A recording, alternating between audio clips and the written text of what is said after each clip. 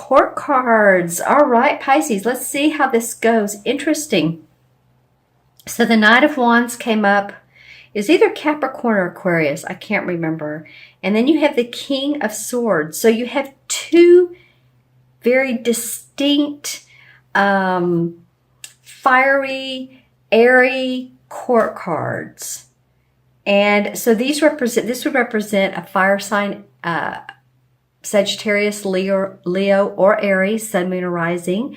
This particular card represents an air sign, which would be Aquarius, Gemini, or Libra, Sun, Moon, or Rising. So you have some people in your life. Of course, we all do, but they are being distinct in your life right now. They are either helping you move along in a very fiery, passionate way, or you go to them for advice, like a counselor, a teacher, a professor, because this was an air sign. So you'll have to leave some comments below on who these people are. These, of course, represent someone who's an explorer and who's ready to take off. You can see how the horse has his eyes wide open, like, come on, let's go. And this guy's very calm, but he's very deliberate in his actions. Quite the difference here. And in this case, we'd have a younger person, could be, up to 20-ish or so. This is a full master at what he does. So this would be more of let's just say, an older person. Now, these ages are not succinct to this. So you may say, oh, well, this Knight of Wands, this has been my, 50-year-old uncle, or aunt, because remember, these two cards are not gender specific either. But I'm just saying what they represent. All right. Okay, both sitting outside. No water around, so I'm not feeling much. That's a good point. You guys are a water sign.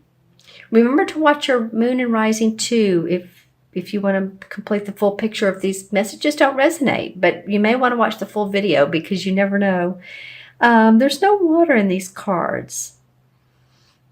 There are a couple of clouds, but no water. This one's actually, in fact, out in the desert. And this is, now there may be a little bit of water back there, but it's not showing that much. These two people are either way out of your comfort zone or your way of thinking, Pisces, or they have very distinct views that you listen to. So just let me know who they are. Very much two different kinds of people in your life. Let's see what else comes up. All right, well, these are two of the suits. We have the Seven of Swords and we have the Four of Cups. Okay, this is for the first part of December. So we have the Seven of Swords, and this is typically someone who is thieving, stealing, maybe ideas. Maybe you've had a great idea. This seems like this has come up for you guys before, Pisces. Anyway, let me know. And someone is taking off with them. Someone's using your ideas to benefit their own life. This could be you. It could be, so let me know. I mean, it's someone who's sneaky or feeling sneaky or mischievous. It could be a child, but maybe not so. I mean, we have some of this carnival-looking atmosphere. He's leaving two of the swords, and the swords are about our thoughts and ideas, like I said previously. But there's someone who just sort of sneaks off with some of them. He has his body going this way, but he's sort of turning and facing this Four of Cups. And this may be the feeling that you all have, Pisces. The Cup cards, I mean, that represents Pisces. That's you. This would represent an air sign. If in fact you wanted to get that specific. It doesn't need to. This would, but this one doesn't have to. But this feels like this is you. This is like you feeling like, oh, I've been kind of bored with things and I need some creative inspiration. I'm just kind of not really, what is it? It's not that you're not grateful, but maybe it's that you should be grateful for what you do have, because here's 3 full cups that are upright. You're being given another angelic blessing of creativity, of love, and you have your arms crossed. You know, and a lot of times when this card comes up, it means that we need more inspiration in our life. Maybe that's what some of you have been seeking. How can I feel more inspired? How can I feel like, oh, I'm getting up in the morning and I'm energetic and ready to go during the day? You know, this was the other card that came up with that. Aha. Maybe you just had too much work going on, Pisces, or you're carrying burdens for family. Sorry, that just came out instantaneously, but too much work burdens, and or, you know, usually that's what the ones mean, but for me, that came out so much that my family could be a burden to you, and you're ready to sort of let go. Maybe some of you are caretakers. And I feel like if you're in a stagnant situation, then it's like, oh, yeah, what else? What else? What else? Give me more. Give me more. Let's look at the transition card. The Knight of Cups. The Knight of Cups. So that would be a water sign. This is interesting. This would be you. This could be a proposal or an invitation to an event. This does have water. Ooh, finally we have something that actually has water in it, a card that has water. This knight is also an explorer. See how calm he is compared to this one? The horse is stepping instead of flying. But he represents, like I said, a social invitation. I feel like it probably is you. I feel like it could be you wanting to give to others. And maybe you're being met with this sort of arms crossed attitude.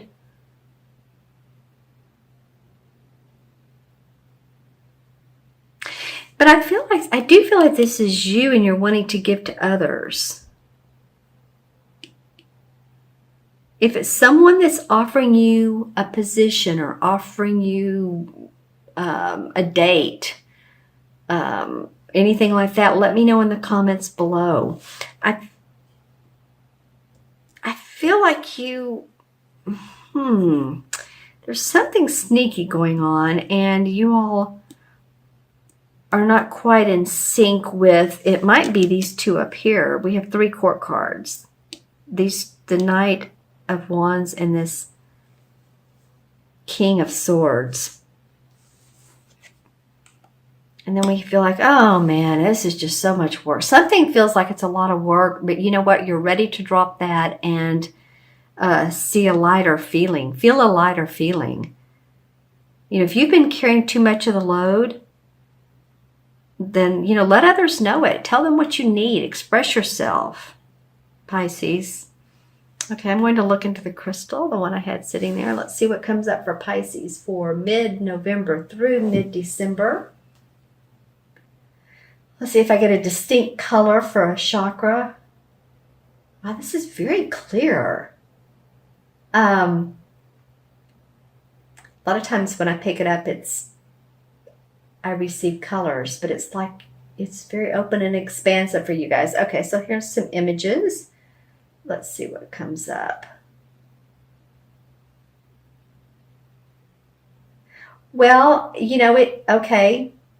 A couple things. So any of you all that are have anything to do with the state of Texas, whether it's business or you have relatives there, I feel like you're thinking about them. It might have been, you know, this past Sunday there was a mass killing at a church. I don't know, but I am seeing the shape of the state of Texas. So that could be for, you know, any of you all around the world if you have friends or loved ones there. There is a lot of amber color. And amber would probably represent the third chakra. The third chakra is sort of a goldish amber looking. And it represents our strength, our confidence, our courage.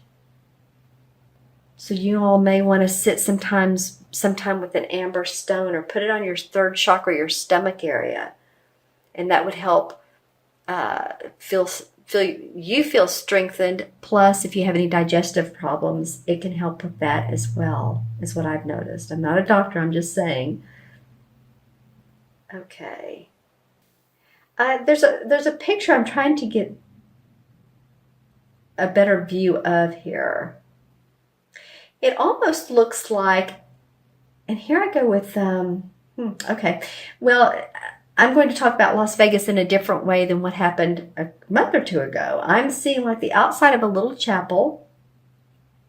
So this is probably a metaphor. There's a couple that are facing each other, a very small, very, very small wedding. It might just be the bride, the groom, and the minister. But I'm just saying some of you might elope during this time period, or maybe an old-fashioned term, or get married at a location, a different location than where you live.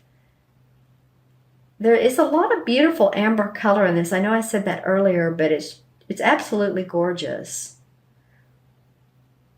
Some of you may feel passion during this time period. You know, it might be what this guy's about.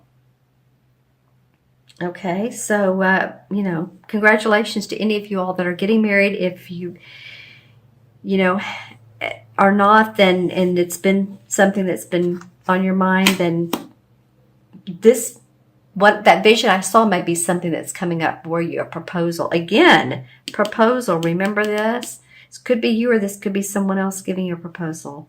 Okay, so let's add these up. You have a lot of court cards, which are all 1. So 1, 2, and 7 is 9, and 4 is 13, 14, and 24.